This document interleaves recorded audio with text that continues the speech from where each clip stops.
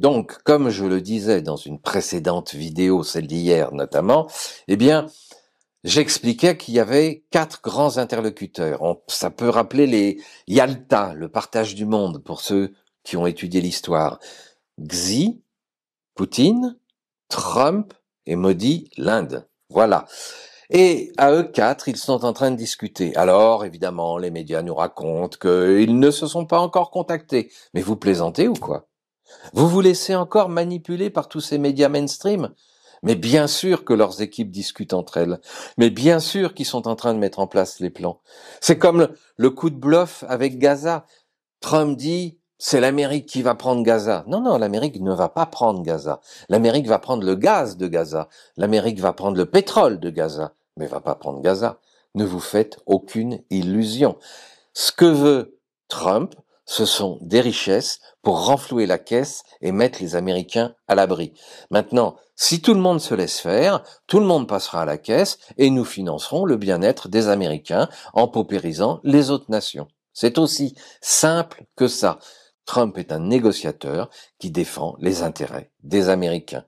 Alors, bien entendu que si nous, Européens, nous ne bougeons pas, nous ne faisons rien et nous nous laissons faire, c'est clair, nous sommes dans un jeu de théâtre, nous sommes dans un jeu de négociation.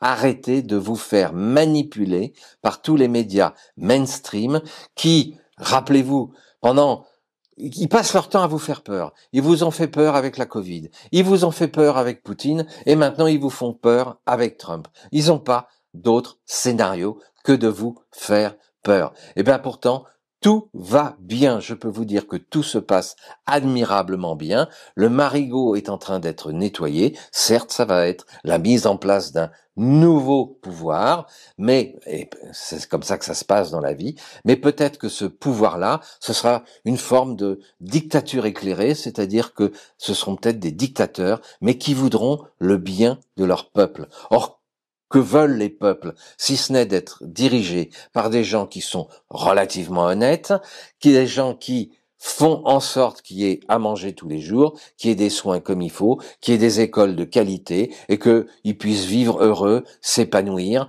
grandir, se développer, sociologiquement pouvoir évoluer. C'est tout ce que veulent les peuples. Et si ces gens qui sont en place font ça pour leur peuple, eh bien, ils ont le mérite d'être en place. Et effectivement, ils méritent d'être à cette place-là.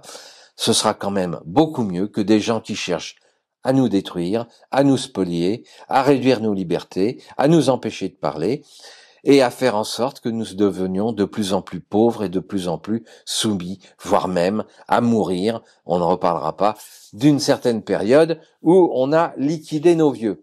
Allez, je vous laisse réfléchir là-dessus.